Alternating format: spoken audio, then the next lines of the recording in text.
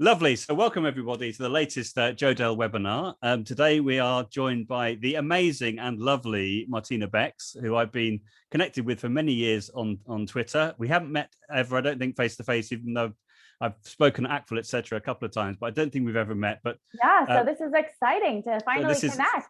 Yeah, so this is really exciting. And Martina's going to be talking about her amazing Garbanzo website tonight. She's going to tell us where that name came from. She's going to give us a run through of the site, go through some example lessons, etc. We would love everybody to put questions in the chat. If you would like to put the letter Q in front of your question, it makes it really easy for me to collect questions, and we'll do the questions at different intervals throughout the session when there's a natural pause. So I will leave it up to Martina to say, are there any questions, Joe? And that's when we'll go for the questions. Today's date is the 13th of May, 2021, and it's my absolute pleasure to hand over to you, Martina, to introduce us to Garbanzo. Over to you. Thank you so much, Joe, and thank you so much for hosting this webinar. Garbanzo we launched a couple of years ago, and it has really taken flight. I'm gonna have to see how many bird puns I can get in during the course of the webinar. And I know that teachers that are familiar with it have questions about how they can really optimize use and what our vision is for it. And then, of course, we have a lot of teachers joining us from your audience and that have never heard of Garbanzo before, and I'm really excited to share it with you. So I guess for starters, my name, for any of you that are here and didn't come by my invitation, my name is Martina Bex. I am a former Spanish teacher. I taught middle school Spanish, so grades 6 through 8, ages 11 through 14 or so here in the United States. And for the last good number of years, I have been out of the classroom. I have 5 kids of my own that this year I've been homeschooling them, so I'm very busy with them. But in the meantime, I'm just super grateful to be able to stay connected to the world language teaching community, the modern foreign languages teaching community, and through the development of curriculum and training of teachers, and most recently through the creation of this application. So it looks like maybe a few folks have problems hearing. Oh, and it's working now. Great. So maybe just toggle your sound on and off if you're having any trouble. So to begin with, what is Garbanzo? Just really basic overview. Garbanzo is a web application. We do not have an app on in the iPhone store or in the Android store. It's a website. It is fully functional on mobile devices, though. So any device that has a browser, you can use Garbanzo with. It is optimized for use with Google Chrome, as with many websites these days. Garbanzo is an online interactive library of stories and informational texts. So as of right now, we have approaching 1,000 different lessons on the website, and all of them are either stories that are written in Spanish or informational text. So texts about people, texts about places, texts about current events, all sorts of things. It is currently Spanish only, although this isn't my big secret, but we are looking to expand into another language for the coming year. I won't tell you what language that will be because that's not the secret surprise for today. And it is an instructional tool. So Garbanzo is not designed for end users, meaning that it isn't designed to work like Duolingo, where if you want to learn Spanish, you create your own account and you register. It's designed for teachers to use with their students. So a teacher creates an account and then they can add all of their students under them into their account for free. We have unlimited student accounts. And then teachers assign lessons to their students, or they can fill the library and monitor student progress. So it's all run by the teacher. You choose what lessons you want your students to read, and then you can see how they're performing on those lessons. So let's see. Garbanzo originally was designed to provide solutions to common instructional challenges. So when, I guess a little bit of the backstory, this is the fun part about doing a webinar like this, I'll share some personal background on it. When I was teaching in the classroom, I got connected with an amazing teacher in Alaska and in the US named Michelle Whaley. She was teaching in my same school district. And I went and observed her one day and saw her. I was just teaching out of the textbook at the time. And what I observed in her classroom was storytelling. So for those of you that perhaps are familiar with teaching proficiency through reading and storytelling, which is a pretty popular methodology here in the US and gaining popularity in Europe, you could also, it fits under the umbrella of comprehension-based teaching or a proficiency approach to language education. I saw her telling a story with her students, and it was unlike anything I had seen in language classes before. When I was growing up learning to speak Spanish in classes in school, we memorized vocabulary words, we learned grammar points, and we, did grammar drills.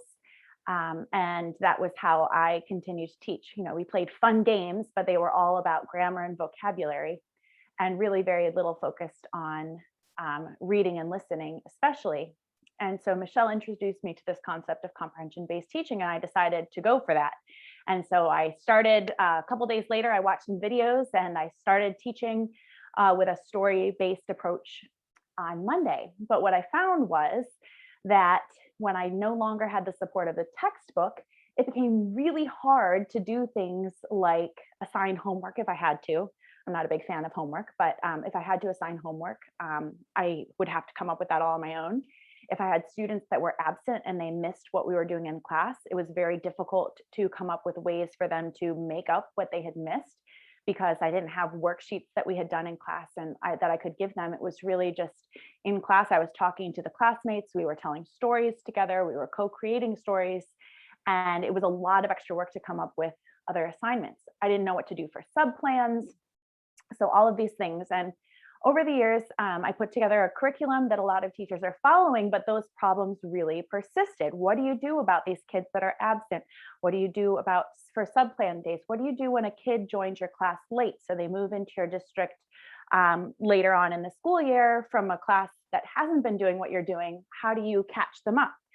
And so I had this idea that, man, it would be so great if there was a place online that students could go and they could find texts that were accessible to them, texts that they could understand, so that it would allow them, with very hands off from the teacher, to be able to go and find things to read and find things to listen to that are understandable to them.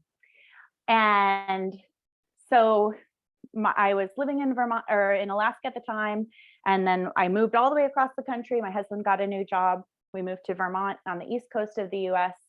And my husband's new boss found out about what I was doing, and he's an investor type. And he said, well, if you ever have any ideas about things that you need help with, let me know. And I said, oh, okay. So I wrote this whole big proposal for a website that would solve all of these problems. And I put it together. I put this whole business plan together, and he looked at the proposal and he was like, yeah, I guess I'm not really interested in that. And I was really bummed out. But through that process, I had connected with some potential web developers. And one of the web developers said, well, he may not be interested in this, but we're really excited. We want to move forward with it. And so we became partners in the endeavor. And we founded Garbanzo, again, just to provide solutions to these common problems. Then, of course, last year happened, the pandemic happened, and all of these problems just totally blew up. And so we were really, really glad that we had already done all of this work to build Garbanzo and to get the lessons on there, because a lot of teachers have been relying on it very heavily this last year. So Garbanzo, what really sets it apart from other web applications that you'll find for language learning online is that all of the lessons are truly built for comprehension. So they are created for students to be able to understand what they are reading. And that is because this is Bill Van Patten. I'm going to try to not trip over the footing of my green screen. Bill Van Patten's input processing model. So this is my favorite way to talk about language acquisition. Bill Van Patten is an instructor here in the US. I believe he was at the University of Michigan. Bill, I see Bill's in the comments. He'll have to correct me where Bill's at now. Oh gosh, Bill Van Patten and Bill Langley. I just realized I can't say Bill. He'll have to correct me where Bill Van Patten is at now. But this is a simplified version of Bill Van Patten's input processing model. And it shows really what's happening in our heads during the process of language acquisition. So language acquisition all starts with listening and reading. So students are listening to input, they're reading input. Language is going into their heads through their eyes and through their ears. And language acquisition, of course, is a subconscious process. So what happens as soon as that language goes into their heads, through their eyes, through their ears, involuntarily, without a person's brain telling their brain to do this, their brain starts to try to process the language. You can't stop it. That's just what happens when we receive input. So we're trying to process the language. And what that means, what our brain is trying to do is it's trying to create connections between links between the forms contained within the language and meaning. So it's trying to make sense of the language that's coming in through their eyes or through their ears. If the brain can process that language, so if it does create that link between form and meaning, if it makes sense, if they can figure out what it means, then that language is received into the brain. So here's the link. That language, those chunks contained within the language, are received as intake. And intake, that language is then applied to the student's mental representation. I'm trying to figure out my green screen. The mental representation of language. I can't do this. Which is the web of language that lives in the learner's head. And that web of language, again, it's not something that we can make our brains build. It's something that is built subconsciously, involuntarily, as language is processed and applied. And then our brains can draw on that for output. Now, if language comes into our heads through our eyes or through our ears and we can't process it, it is just dumped. So that language, those forms contained within the language are not useful to us, and our brain just lets go of them. So it's really in one ear, out the other. And so it's really important when we're providing our students with input, we're providing our students with input that they can understand. Now, on the internet, there is tons and tons and tons of input available. Students can go and listen to anything in whatever language they're trying to learn. They can find articles to read. But it's very difficult, especially in the early stages of language acquisition, for learners to find things that they can understand. And so what we have done with Garbanzo is we have broken down lessons. We've sheltered vocabulary. So we work very methodically with a set of vocabulary to tell students what some vocabulary words mean in the target language, in Spanish. And so we tell them what the words mean. We use those words creatively in some stories and informational texts. And then we slowly add in new words so that a student's base of what they're able to understand is just growing very slowly. So we're slowly adding in new words. We do not shelter grammar, meaning that from the very beginning, students are seeing many different grammatical constructions. But because the vocabulary words, the vocabulary forms are so sheltered, students are able to understand. So the goal is, with every Garbanzo lesson, that students are understanding everything that they're reading. Oh, thanks, Bill. Okay, so Bill Langley said, Input and More is Bill Van Patten's company. He's retired from university. He was at Michigan State. Yeah, so Helen just said that she likes the term shelter vocabulary and grammar, and I do too. And one thing that really has stuck out to me with those terms in the past, that was something that I heard when I was first learning about comprehension-based teaching, really from Susan Gross, who's a teacher here that's now retired. She would talk about sheltering vocabulary, but not sheltering grammar. And I always thought that was such an interesting choice of terms, shelter. And I started thinking about it and, well, what is a shelter? Shelter is protection. And what are we protecting students from? when we say we're sheltering vocabulary, and really we're protecting them from not understanding, because not understanding something really stinks. You know, when someone's trying to communicate to you, or when a teacher gives you a text that you're supposed to understand and you don't, that feels really bad. And not only does it feel bad, but it also raises your affective filter, especially if you're looking around at your classmates and everyone else is understanding something and you are not.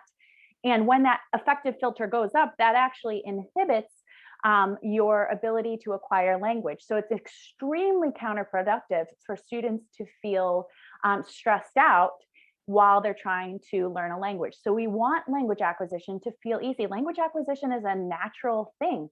It's involuntary. It's something that all of our brains do. And so it doesn't make sense to make it hard. You know, there's so many people that believe that they're not good at learning languages, and that's a total myth, because they learned their first language, they can learn another one. It's just that many approaches are not in line with how our brains actually learn language. One question that just jumped up was, does Garbanzo spiral vocabulary? And yes.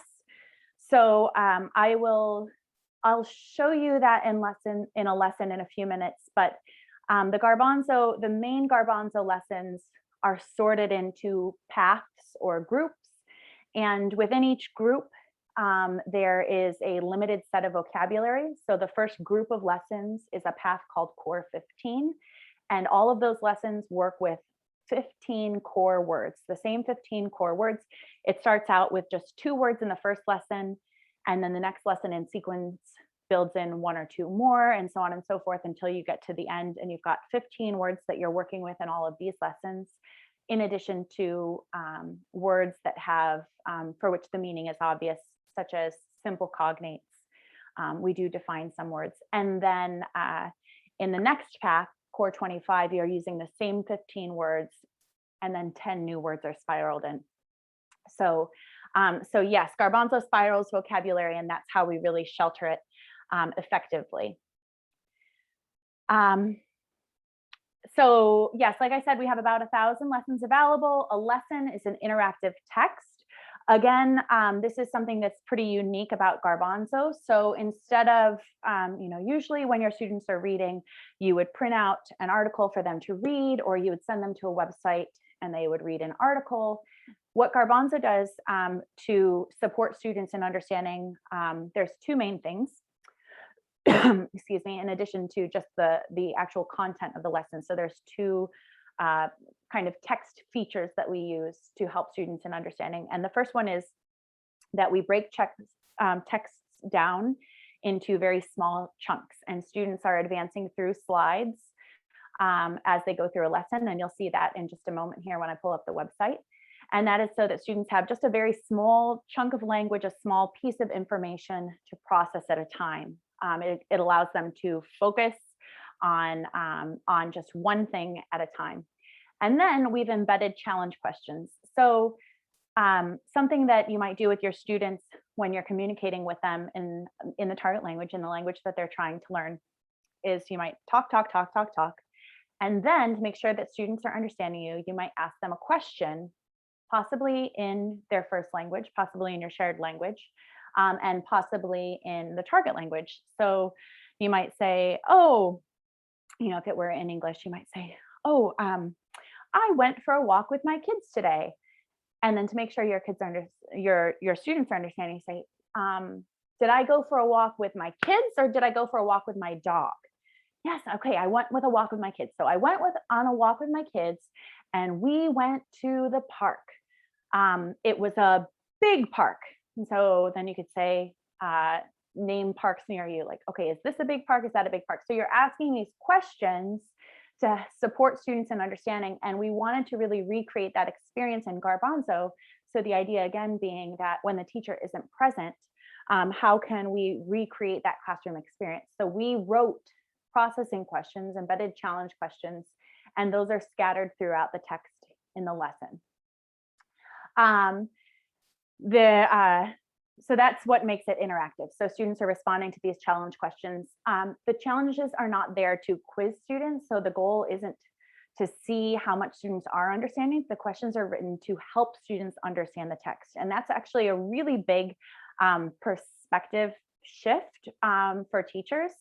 And so we don't recommend, well, we won't talk about grading Garbanzo lessons just yet and how to, put it into a grade book. But thinking about it as this is a website not here to quiz students. We're not trying to figure out what our students know. We're trying to help them acquire language. And so when you're thinking about grading it and turning a Garbanzo score into a grade, we really encourage teachers to look at it as a formative assessment, not a summative assessment where grades are really going in the grade book for it, because the questions that are in there are designed to support comprehension. We have stories and informational texts, as I said. They go from novice low, so assuming that students have no prior experience with the language, up through about intermediate high, which in the CEFR, I think that's the acronym, I think, Joe. CEFR, that's from like A1 to B2. So the idea is that these are a bridge to authentic texts. So when students get to that advanced low, when they get up to B2, they really can start understanding authentic text. You can let them loose on the internet. You can find articles in the target language that they can understand, and they really don't need Garbanzo anymore. So the Garbanzo is designed to get students to that point. Again, the embedded challenges support comprehension. They're not there to quiz students. They're there to support students. And the lessons are organized by vocabulary.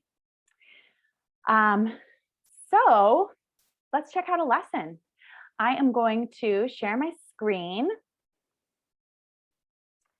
And hopefully everything will still be working. So I have logged into Garbanzo as a student so that you can see what it looks like from a student's perspective currently. Wink, wink. That's my hint toward a surprise that's coming. Surprise announcement coming later. Oh, is it, let's see, Joe, is it sharing? Yeah, all good. We can see your screen, no problem at all. Wonderful, great. Can't wait for the surprise, by the way. I'm on the edge of my seat. Yes, as you should be. So when students log in, it's very focused. We don't have a lot of extra things on there because we want to make it very clear what students need to do. So here you see assignments due soon. This student has 2 lessons here that are waiting for completion. It tells them when the lesson is due, who the teacher was that assigned it to them. And then down here we have the Biblioteca, which I'll talk to you about in a minute. But whether they're completing lessons from up here where it says assignment, or whether they're reading things in the Biblioteca, the lesson looks exactly the same. The only thing that's different is the reporting on the teacher side. And I'll tell you about that, like I said, in a little bit. So students just click begin assignment. And my internet is pretty slow, so hopefully this will stick with me. If the teacher has enabled audio, which audio is a premium feature that is currently in beta, but not for much longer. And so currently everyone has access to audio. You just have to turn it on for your classes. And so any lesson that has audio, you'll see this play window up here. So you can hear. Canal de Panamá. Not sure. Versión sencilla. Not sure. Not sure if you can. Yeah, we could hear that fine. Have you shared the sound in Zoom? I didn't actually click that. So if you go up to, I think it's more options at the top, and then it will say share sound. You know what? I've done this before, and there we go. There it is. Okay. Yep. Cool. All right. So there you go. Canal de Panamá. Yeah, much better. Versión That's great. sencilla. Wonderful. Okay, so we have a whole team of native speakers of Spanish from different countries. A lot of them are Spanish teachers, and some of them are relatives of Spanish teachers that are familiar with Garbanzo. And we have an awesome team of audio editors, which are also all Spanish teachers. So it's really fun. It really is a site that is built by Spanish teachers for Spanish teachers, which is pretty cool. So students can play the audio as many times as they want. And then they are just clicking through the lesson. So as you'll see, this is an informational text about the Panama Canal. So I'll play it so you can hear it. El canal de Panamá conecta el Océano Pacífico con el Océano Atlántico. Es un canal de 80 kilómetros y es de concreto. So as you see, these are really simple sentences. This, I believe, is in the core 25 path. So it's our second most simple set of lessons. The lessons do get significantly more challenging, but this, as you can see here contains a lot of obvious cognates, such as the word océano, conecta, canal, kilómetros. Those are all pretty easy to identify cognates. And Joe, for a giveaway, I'm going to do the first giveaway. So the first person, oh gosh, I was just going to ask for a trivia fact. And then I realized that I don't remember the answer off the top of my head, so we'll have to confirm it later. Actually, if Sam is still on, Samantha Brumbagen, she can confirm it for us. The first person to tell us what year the Panama Canal, actually no. Yes, the first person to tell us what year the Panama Canal was inaugurated can win a Garbanzo subscription, a premium subscription. You guys, I think you figured it out before. Oh dear. Martina, could you direct message me the answer? Okay, yes. Actually, Sam, can you just, so the correct answer was 1904. Oh, there we are. So we have Janelle. Janelle was the first one, fastest finger. Oh, wait, nope, wait, nope. I think that my responder, 1914 inaugurated. No, it was 1914. Oh, see, this is a surprise. See, I'm just doing surprises all over the place. It's Emily then. Emily, well, I don't know your second name, Emily, but I'm sure we can find your details out from your registration. So Emily will get, actually, Sam, I don't know if you can see, I'm talking to my director of operations. If you can see Emily and maybe try to direct message her, I don't know if that's possible. Or Emily, if you want to direct message, either Emily, if you want to direct message we'll get you Sam your or me, then brilliant, cool. Yeah, well, it would be even cooler if I knew my facts, right? I always do giveaways so poorly. Okay, so students go through the lesson and then you'll see here's one challenge. El canal de Panamá es un canal de 80 kilómetros y conecta el océano blank with el océano Atlántico. Now, this seems like a very obvious question. Again, these are built to support students in understanding, not to quiz them. So it is supposed to be easy. And yay, every challenge is worth 100 points. And that is because these challenges are really an opportunity for students to see the language again, to see it in a new way, and for their brains to process it. So everything is designed to support linguistic processing. Students get 3 attempts at every question. If they get it right on the first attempt, they get 100 points, and then it has half-life after that. So I'll show you what it looks like missing a lesson. But again, students can listen to the audio if they choose. We try to be very affirming and encouraging. So students got it right. Yes. El canal de Panamá conecta el océano Pacífico con el océano Atlántico. Es un canal de concreto. So again, that repetition, repeating the information, using the language again in a slightly different way is helping students to process it, to make it processable language that's good food for language acquisition. So this is a boat. Many boats use the Panama Canal. And then the question, just a simple yes or no question, muchos barcos usan el canal. I'm going to get the wrong answer. No. I'll have to get it wrong again. No. This time I'll get it right. Yes. So I got 50 points. And then after three attempts, it'll just push you through. Okay, so that's what a lesson looks like. And we could go on and on, but I think probably a better use of our time would be, we have a 14-day free trial that teachers can sign up for. So if you want to check it out on your own, check out some lessons, you can sign up for a free trial account and look through it on your own. The last slide, one thing, I'm just moving around my screen so that I can see it with all these windows open. Over here, you can see lesson progress. So you'll see there's 25 total slides in this lesson. And if students want to go back at any point to the green bubbles, so the bubbles they've already read, they can. So if they want to go back for information, they can do that at any time. Lessons in the Biblioteca work the same way. So I could click, I want to read about Among Us. This one does not have audio added yet. I believe 75% of our lessons now have audio, and the rest will be added before the 2021 to 2022 school year. We have an audio team that's been super busy, but with over 1,000 lessons, it's taken a very long time. And so again, this works exactly the same way.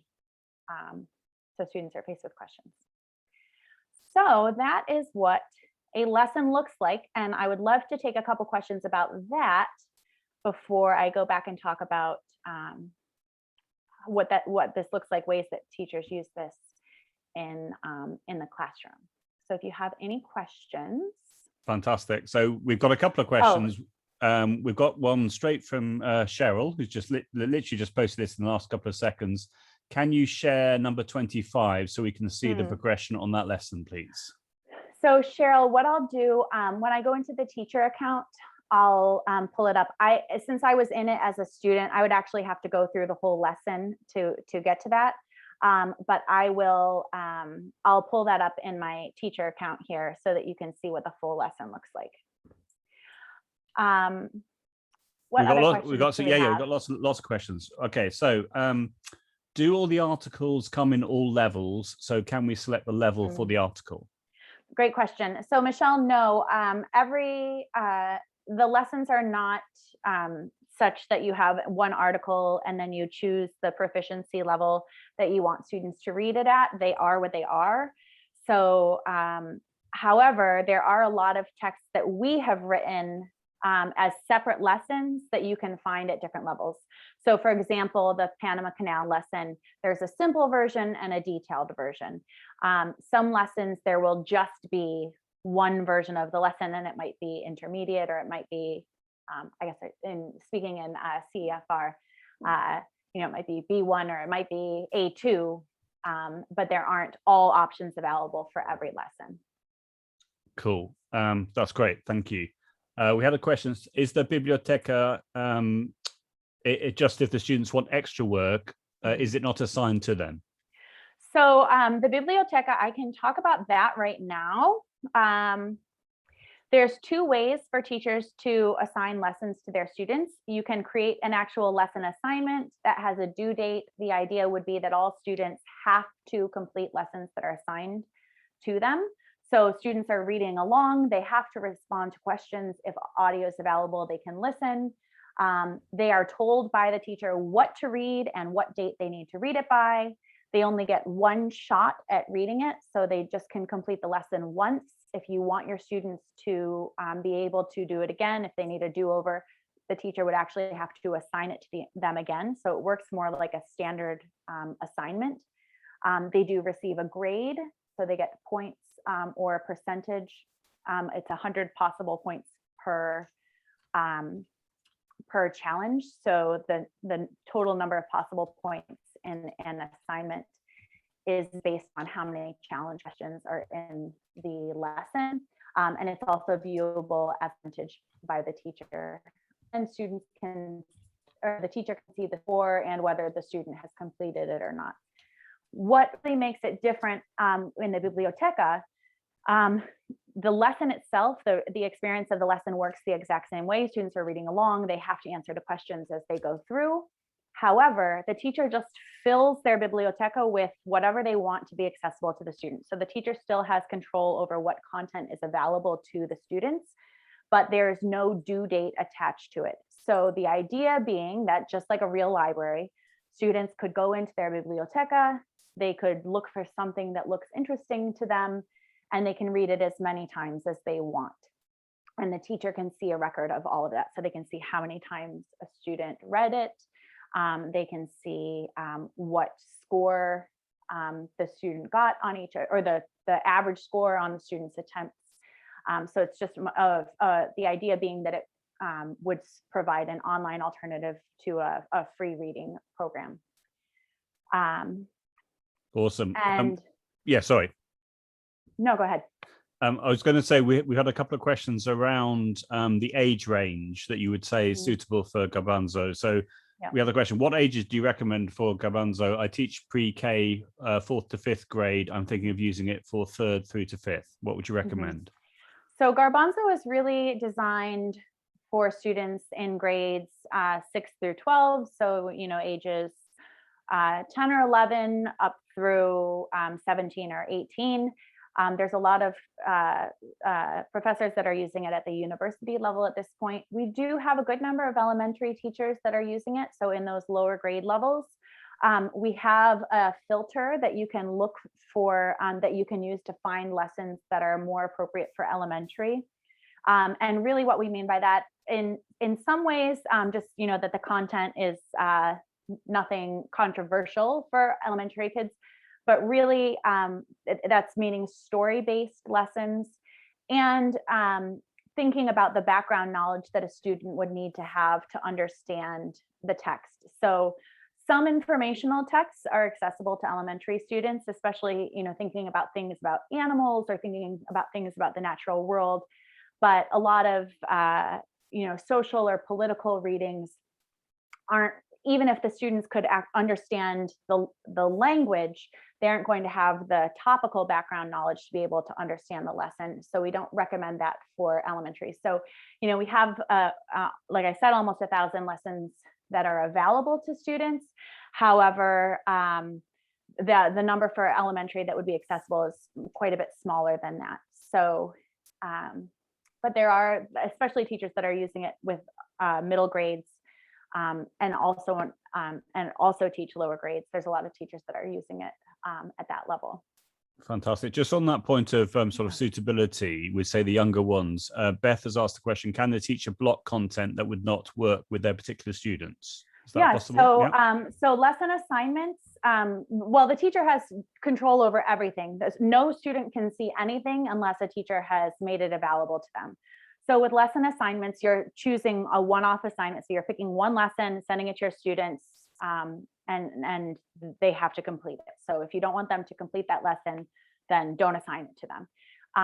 In terms of the Biblioteca, you also have control over that. So you can choose what you put in the Biblioteca. So we do have a lot of lessons that deal with hard topics, some cultural, some social, some political, and then for a lot of other reasons, we have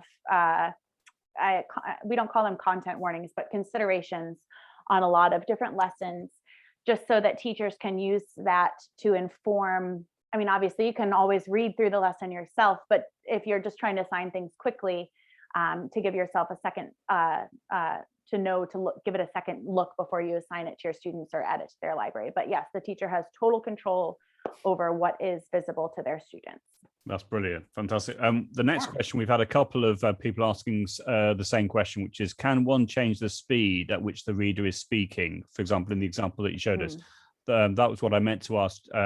So is that possible? Can the speed is set. So we do try to have in the more simple lessons, our speakers recorded them more slowly, and then in the more complex texts, they're speaking at a more rapid rate of speech.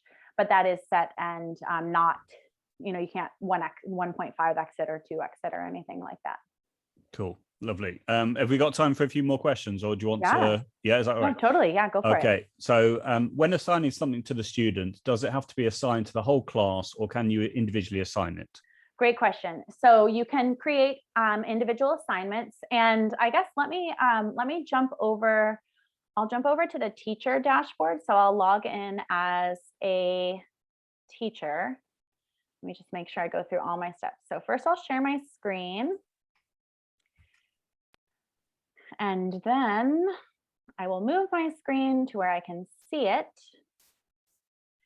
And I will hopefully sign into my, oh gosh, I can't see what I'm doing. Can you believe I've gone through this whole year and I still haven't gotten a second screen?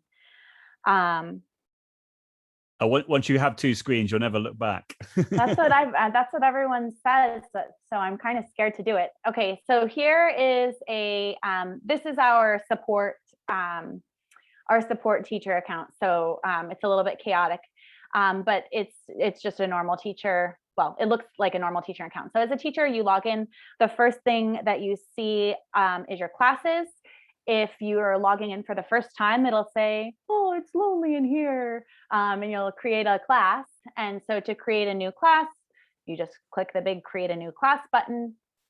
You name it. You can click to enable lesson audio where it's available. Again, the audio is currently in beta. It will be part of the premium subscription, but until July 16th of this year, it's accessible to everyone. And then you create your classroom.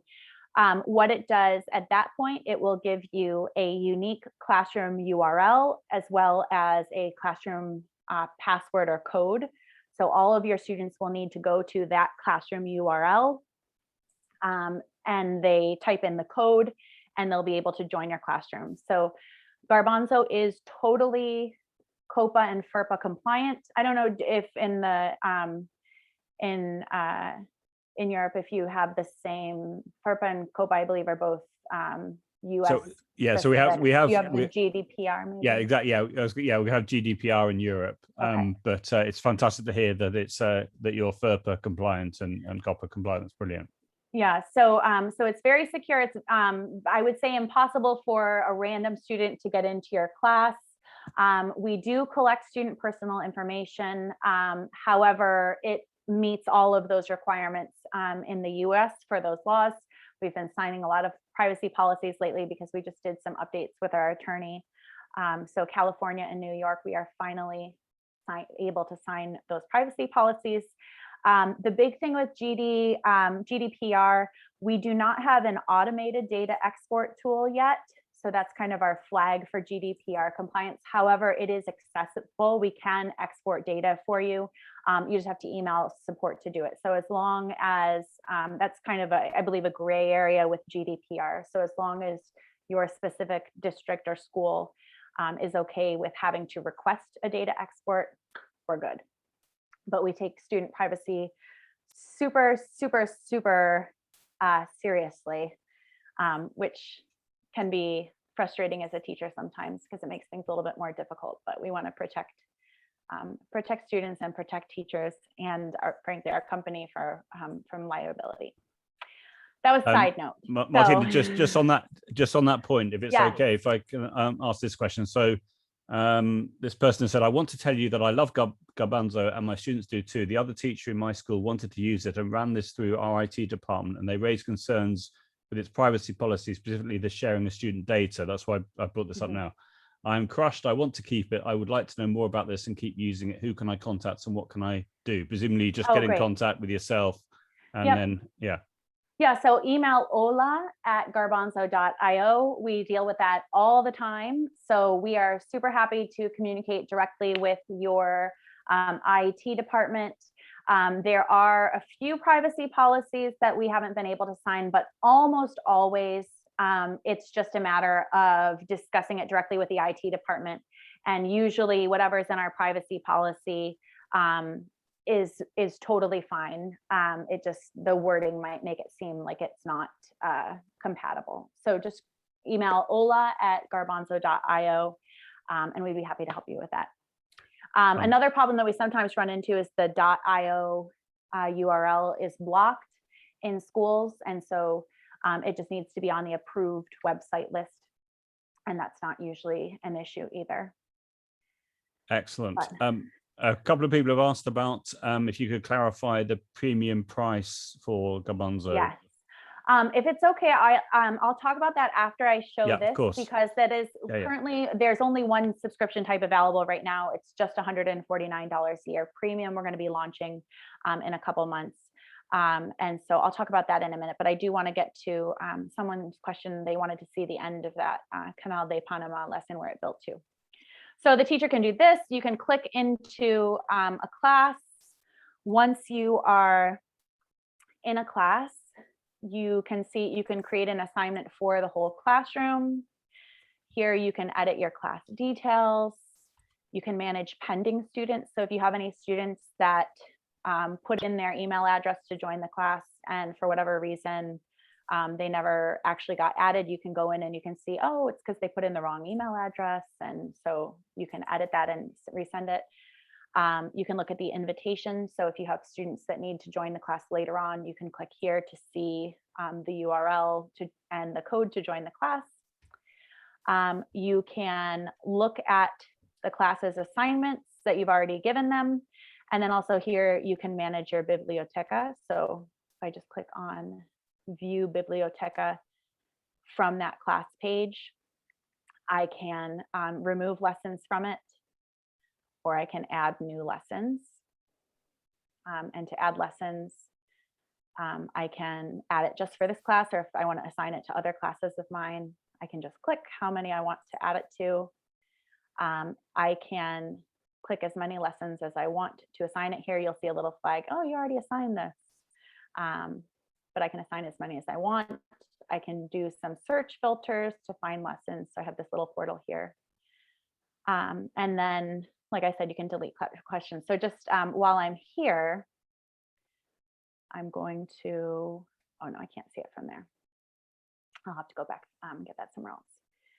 So another question that we had, if it's okay, I think it's appropriate at this point, which was, can you show how you know what lesson to start with? That was hard for me when I started. What would you recommend? How would you recommend getting started? Yes. So I'll go to browse lessons so we can kind of look at the library, and then we'll come back to the teacher dashboard. So if you go to browse lessons, this is going to be a little bit different, because I guess I should just make the announcement. I was going to make it later. Oh, exciting. Here we go. I know. So as of right now, you can assign individual lessons to your student. You can assign single lessons to your students. You can also add lessons to the Biblioteca so students can read them at their own pace. But next week, we are enabling path assignments. So as of next week, we have pre-made paths that you'll be able to assign to your students, and they will it will automatically feed them lessons in sequence. So there's no more of this like, oh, I don't know where to start with my students. I don't know which one they should read next. You just pick a path and they work through it on their own. And so that is something that we've had in mind from the beginning. And we're super excited to finally have it ready. I'll show you a little preview of it in a little bit. So for right now, to see that, if you go, I clicked on browse lessons, and now if I go to learn up here, if I click on learning paths, I'll be able to see the paths. This will be in a different location next week. But as of right now, you can go here to see the paths. And then if you're just thinking, okay, well, I've got my beginning students, they've never read in Spanish before, go to Core 15. That is the first path. So that's the most simple set of lessons. And all of these lessons are sequenced. So the easiest one is ¿Qué es esto? It's really just working with the vocabulary esto es, este es, esta es, and cognates. And then ¿Qué animal es? So again, like this animal is the vocabulary describing it. So learning to identify things as people, places, things, concepts, or animals, big or small. So they go through the sequence. So when you can assign your path, all you do is you click Core 15, you send it to your students, and they will see on their dashboard, and I'll show you this in a little bit, they'll see this first lesson. When they complete that lesson, they'll see a screen that says, basically, I'm done with Garbanzo for today, take me back to my home screen, or it'll say, continue on to the next lesson. So they can just move through it at their own pace. You can assign a due date for it. So you can say, hey, this semester, you need to get through the path Core 15, and they just need to work through it at their own pace. So really great for a free reading program when you just have time and you don't want to think about what to assign students. We do take care that on all of our core paths, the lessons are not controversial. So, when we talked about those content warnings, most of our lessons that are, or all of our lessons that are more, I guess, possibly problematic or might not be appropriate for all students are not on the core paths in order to make it easier for you to assign them without worry. So that's our big announcement. We're going to have our path assignment. So super automated. There's a different number of lessons in each path, generally between 25 and 50. And you as the teacher can see all of that. We're going to be doing a little bit of path reorganization prior to launching that feature next week. We're still working on that, but that'll all be ready. And yeah. So that's amazing. The reaction to that was awesome, cool, wow, etc., etc. Brilliant. We've got a specific question around the Biblioteca, if that's okay. So if using the Biblioteca as an FVR opportunity, I'm not sure what that means, but anyway, I'm sure you can explain, or part of a sub-plan, would you ever have a response card or something similar for the students' reflections of the reading? Great question. So free voluntary reading, FVR. I generally like to call it FCR, free choice reading, because typically in a classroom, we're telling students they have to read, but they get the option of choosing what they can read. So that's usually the case with the Biblioteca. Like you tell your students, you have to go into your Biblioteca and read, but you can pick what you want to read. So I would call it a FCR, free choice reading option. Generally, I mean, once students have their account, they can go in from home or wherever they want and read on their own in the Biblioteca. But a lot of teachers are using it in combination with either paper or digital worksheets. So whether that be they're assigned a Garbanzo lesson, and then through their learning management system, they just have to write a summary of what they read, what it was about. Or you might have a worksheet where students have to draw out a map of the story. So you can certainly use it in any of those ways, pairing it with paper or digital activities. There is not a way for students to enter information into the website. That opens up a whole nother can of worms with privacy that we're not ready to deal with yet. So for right now on the website itself, they're limited to just responding to the questions. You can see their score, but you're welcome to have them do any activity you could imagine from the outside of the application using the texts. Fantastic. Should we do a few more questions? Is that okay? Yes, go for it. Okay. Is there a way where students can see their grade and not just points? Great question.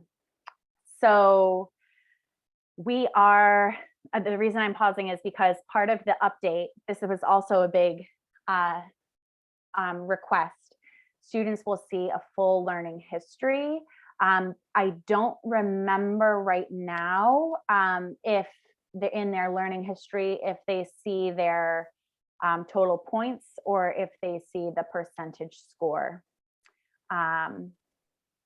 So I know in the Biblioteca, they see their percentage. So they see their average percentage. I'm not in my student account anymore, but it'll say like 5 attempts and a 98% average. So I know they can see it there, but I don't remember off the top of my head with the update what it's. I see one question. Do most teachers use this as in addition to other class curriculum? Yes. Garbanzo really was not designed to be a standalone curriculum. It's designed to support instruction that's happening in class. As you'll see here, it really works no matter what you're teaching. You can find content in Garbanzo that's going to support it. So my company, the Comprehensible Classroom, has the Somos curriculum. And for teachers that are using the Somos curriculum, they can search by unit to find the same readings that come with the curriculum on Garbanzo and also readings that go along with it. So for example, Somos 1 Unit 11 is about sports. And we have a lot of lessons that are actually from the curriculum, but also a ton of biographies of famous athletes because they pair with the content. For teachers that are not using Somos or that are using Somos, but are also doing other things or looking for ways to supplement, you can search by topics. So for example, you could look up conservation. If you're doing a unit on conservation, we've got stories about different endangered species, current events, the plastic island in the ocean. In the US, we have the advanced placement exam, so you can look by AP themes. You can search by grammar topic. And some of these filters we still need to optimize. You can look up by country. So for example, if you look up Guatemala, you can see all of these different texts that are related to Guatemala. That's fantastic, because we had a question, is it clear which lessons go with which Somos units? And you've just answered the question by the filter. Yeah, lovely. Yep, and then I see with links to El Mundo en Tus Manos. So El Mundo en Tus Manos is a bi-weekly news publication that me and two other teachers have been publishing for 5 years now.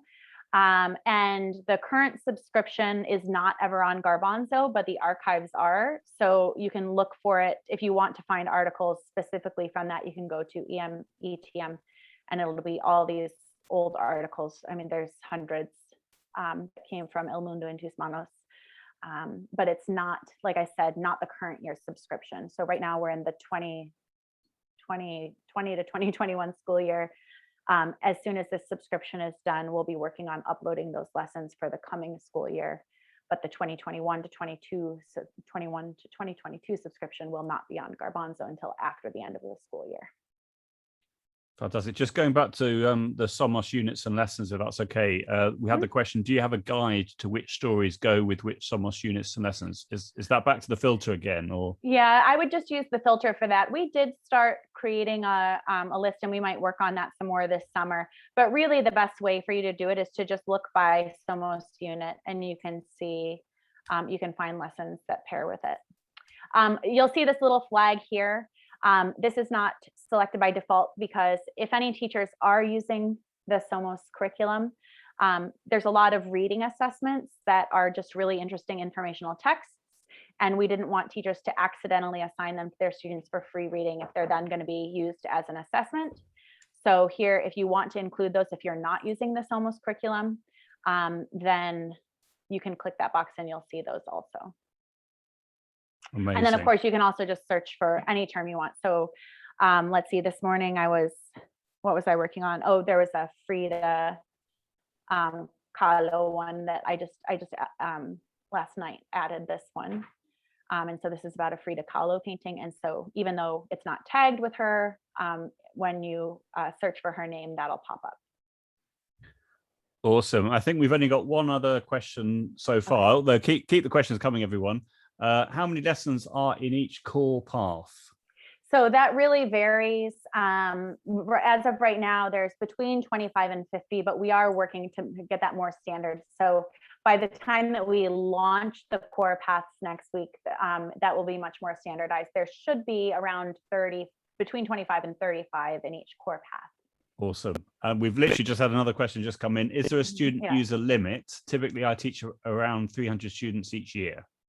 No, we decided not to because, you know, as just like you, there are not many teachers that have that many students, but it does happen. And we want to make sure that you can have all of your students on Garbanzo.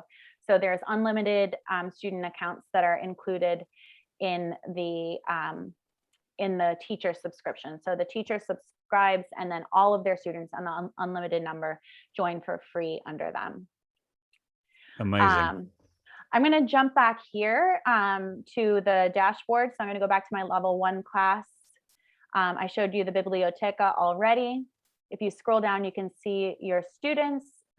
So again, this is our kind of support site. So that's why all of these numbers look really weird. Like most of these students don't actually exist and haven't done anything. But you can see how many lessons they've completed out of how many total assigned. You can see their last activity, what it was. And then if you click on to a student, I'm going to click on to Gerald here. So if you click on a specific student, you'll see here you can remove them from your class, or you could send them their password reset email. So if your student forgets their password, teachers cannot manage student passwords. That's a huge problem for privacy. As per COPA and FERPA restrictions, teachers cannot touch student passwords. So, so here you can just send them a reset email for them to take care of that on their own. You can see any assignments that are open for students to complete right now. You can preview the lesson by clicking on them here. You can edit the due date. Here you see upcoming assignments. So if you want to just assign all of your Garbanzo lessons, on one day, you can say, well, I want my students to complete this next week, but I don't want them to be able to complete it yet. You can create an open date for each assignment. So you can have an assignment waiting that'll be coming up. And then you can see all of the past assignments that you've given to this student. So you can see what's open, what's upcoming, and what has already finished. And then someone asked about creating an individual assignment from this student page. If you want to give just one student a lesson, you can click create an individual assignment here, and you can create something just for them. Cool. So we've got a few questions around security. Just to clarify, are these names all made up, or are they real students, some of them? This is all made up because it's our support site. Students do put in their real names. Minors do not. So in the US, it's separated into minors and non-minors. I'm not sure about with GDPR how that's impacted. So for minors, we're not allowed to collect any names. So there you just see a username. For students that are not minors, they put in their actual names. Again, that's one of those things that we need to sometimes communicate directly with IT departments about, how we use that data, who has access to that data. Some districts have a policy in place that says we're not allowed to use any website that collects student information. And what we found is 99% of the time that's not actually true. That's the blanket statement, and then they just have to know how you're using that information and how it's being stored. And we are super secure. We interpret every federal guideline in the most conservative way possible to make sure that it's the greatest number of districts can use this, and that you, your district, and our company are protected from a liability perspective. Fantastic. Just on that point, should we do a couple of questions around sort of security, etc.? So Sure. We've got the question: can I just reset their passwords without seeing them? You can send them a password reset email. Yes. Okay. So right. If you clicked into the student account right here, you click send password reset email. Okay, and then further to that, our students cannot receive emails from outside emails. Is there a way for the password reset to be sent to teachers and we can forward? It seems like from what you just said that that's not going to be possible. Or how would you recommend to work around that? I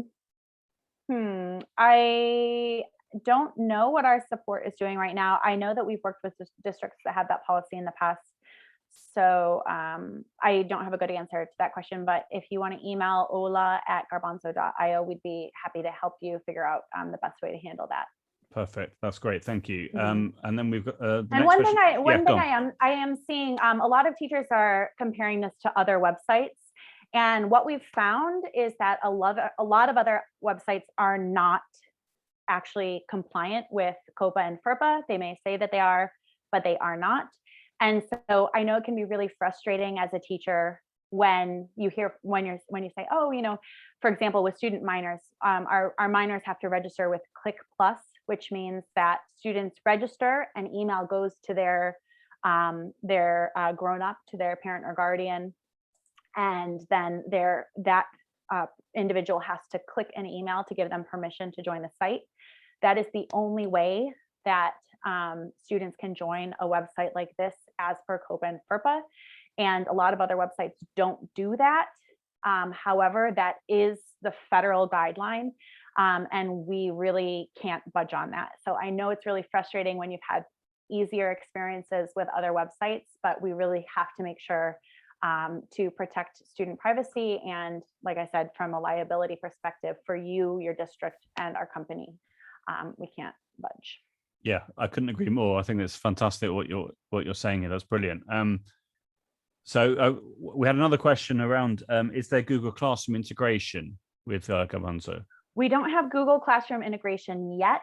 We do have single sign-on enabled, so students can create accounts with their, if your school is a Google school, they can sign in with that. Google Classroom integration, and also Schoology and Canvas, which are the big companies in the US. We are looking at that as one of the next things that we would like to be building, but it isn't available yet. Fantastic, lovely. I think, well, obviously we've got a few more questions. Can we another good one again in relation to sort of data protection? I think, can we move students to different classes from one year to the next? For example, if they are in my 7th grade period 1 class, can I switch their class to my 8th grade period 5 class the next year so it remembers what they did? So as of right now, they need, you would just send them their new code, and so they can join multiple classes at once. They can, you would just send them the code to join the new class, and you would be able to see what they did from, not from like from each of your separate classroom dashboards.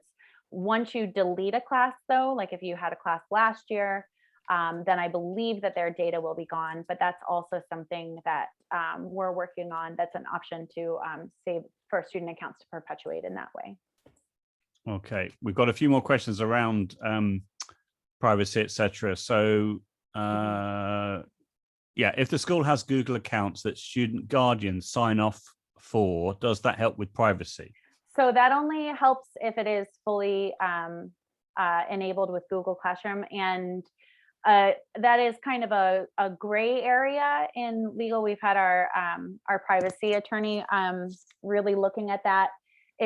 It's not so much as if the student's guardian has signed off on the school's Google account, but the school actually has to assume the guardianship of the student. So the school has to be acting as a guardian. And we can totally answer those questions via email, but believe me when I say we have tried every possible angle, and with our very conservative, most cautious interpretation of the law, there's not a lot of flexibility. Fantastic. I think we've got one last question around famous last word around privacy. Can students email you themselves? They can. I mean, they would have to look up the email address, but there's not a direct spot on the student website for them to reach out to us. We really just communicate with teachers. Yeah. But we do have 2 full-time support virtual assistants that are there to help. They're amazing, Jean and Dean, and they're very, very fast with getting back to teachers, especially on weekdays. Weekends, they're not working, but they respond to all tickets every day. Awesome. I think you've done an amazing job answering all these questions. I think that's all the questions we've got so far. Are there any other last little surprises or anything else you wanted to share with Martina? Let's see. So one thing, so I wanted to go back, and I realized I didn't do, let me pull up the Canal de Panama. I want to wrap up that loose end. And there is, so we were looking at the Sencilla one. So if we click here, as the teacher, I'm looking in my library. Here you can see objective, the lesson length, so how many challenges and content blocks there are, if it's simple sentences or if they're paragraph length texts, get an idea of the core vocabulary, and then the full text of every lesson is on this overview. So as a teacher, you can see this is what that builds to. These texts are only, as you can see, licensed for use in the Garbanzo web application. So some teachers ask, oh, can we just print these out? Can we copy and paste them? The answer is no. Garbanzo has a license to use these texts, but they do not belong to Garbanzo. So Garbanzo cannot grant permission for teachers to use them outside. However, we do usually include a link if there's another place that you can get it. This one says Garbanzo original content, but usually it'll say source, and then you can click if you want a printable version of it or whatever, you can usually click here to get to it. So again, if you're just browsing lessons as a teacher, you can click here to assign it. You say which classes you want to assign it to. You choose when you want the assignment to become available to students, so when it would be visible on their dashboard, when it's due, and then the last possible date that they complete it. So for example, most teachers will say it closes at the end of a marking period. That way, if you want your students, if you accept late work, you might say it's due next week, but as long as you complete it before the end of the semester, you can still get some level of credit. You can do that. And then you can also preview it as a teacher. So if you really want to see what the challenges are, you can do this. You can do it here by clicking in the preview. You're welcome, Cheryl. Let's see. To see, let me, I'll pull up like a more advanced one just so you can get an idea for what we get up to. This was one I was looking at this morning. So this one's a biography. And so you'll see this text is longer. It's working with past tenses. So this is one of the intermediate range articles.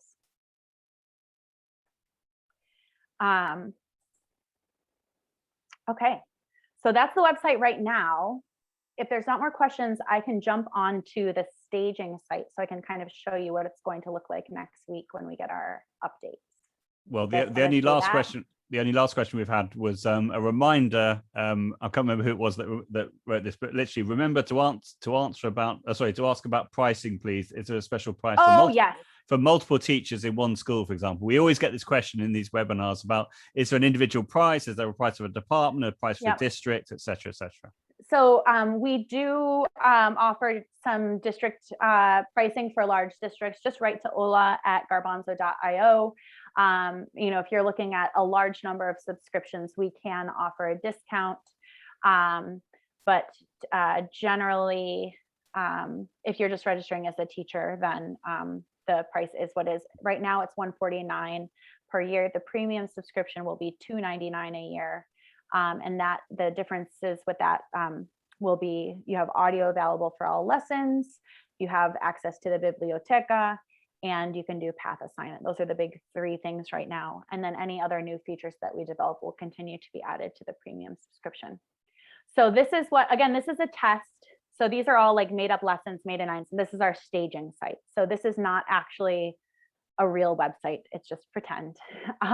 But just so you can get an idea of what it will look like next week. So this is a student. So you'll see at the top, it'll say path assignment. So it tells them what it is. And here they see their path and they can click into it. They'll start working on completing it. And then this one, like I said, it's not a real lesson. So it was just kind of a placeholder. This is our testing site. And then it'll prompt them to either go on to the next lesson in the path, or they can go back to the dashboard. So if they want to go back to the next lesson, go on to the next lesson, they can start it. They get their points. If at any point they want to go back to their dashboard, they can here. My screen isn't all the way back. I can't see the whole thing. So I'm just gonna go and do this.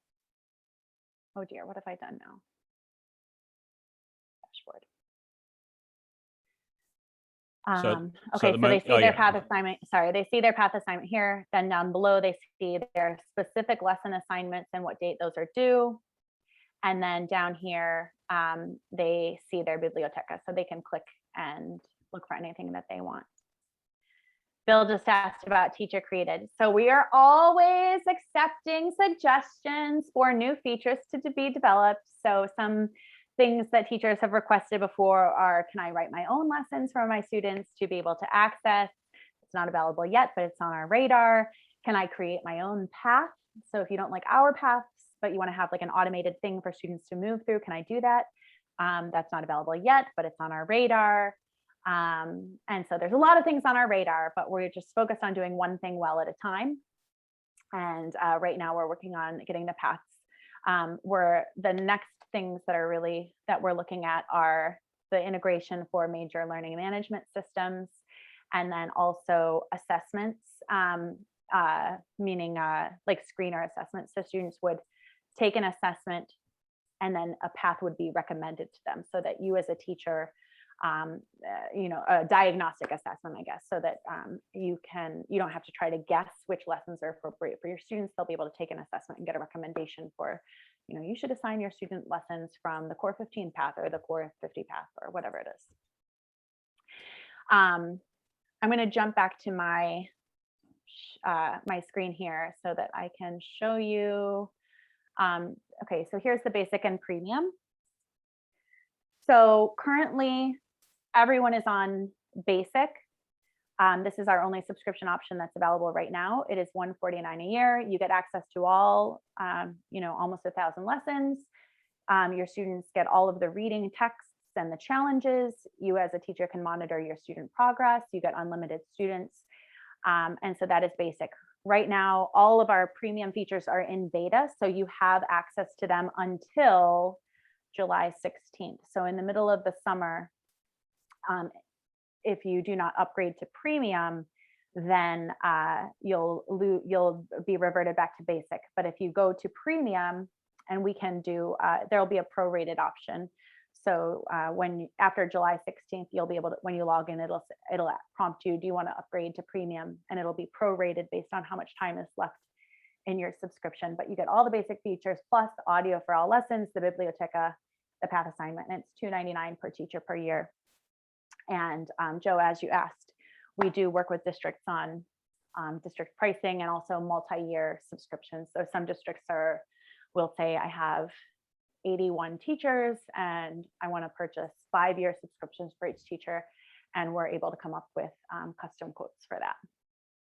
So if let's say a department wanted to subscribe, would they all have to pay, let's say $149 per teacher, or do you have a departmental rate, or would they just have to get in contact and have a chat with you about that? I would say get in contact with us. Generally, for smaller departments, it's a per teacher rate because, the support doesn't really change. Whether it's a teacher or a department where it's the bandwidth is increasing on the website and the support load is increasing at the same rate. However, we do know for these really large accounts that it's not that your district probably requires you to get some level of a custom quote for them to be able to check off on it. So we can work with you on that. There is not a maximum number of classes either, so you can add as many classes as you want. We've had a couple instances where it seemed as though teachers were functioning as a teacher, but it was really a full department. And so we've had to deal with that. But by and large, that's not ever been a problem. And so we allow unlimited students and unlimited classes for teachers. That's amazing. Someone's asked about the library. Is that part of the basic subscription? The library will be a premium subscription feature. Okay. So you have access to the same lessons for all of these things, although you have the full library. I can't use the word library probably because it's Biblioteca, but all 1,000 lessons, you can assign them whether you have basic or premium. The difference is that with basic, you have to create lesson assignments, so you can just create one-off assignments. With premium, you'll have that option to create one-off assignments, to create a path assignment, or to add them to the Biblioteca for free choice reading. And then also you get the audio. Fantastic. So another question we had was, how many lessons are included in the Biblioteca that aren't included in the lessons in inverted commas? But so it's 1,000. Is that what you're saying? You're still working with the same set of lessons that you can choose from. It's just the way in which they appear to students. So whether students have to complete them, they have a due date, or whether they can just go in and choose to read what they want. But it's the same set of lessons that you as a teacher choose from to give to your students. Amazing. I think we just got one final question, which was when you were talking about paths earlier, the question was, is there a Somos path that's been made already? No, there isn't a Somos path. The Somos lessons really they're pretty aligned with the core paths. So Core 15 pulls for teachers that use the Somos curriculum. Core 15 is working with lessons from Somos 1, Unit 1 and Somos 1, Unit 2. Core 25 includes the lessons from Somos 1, Unit 3 and Unit 4, and so on and so forth. So they're aligned in that way, and we'll be providing information about that definitely as path assignments come out. Fantastic.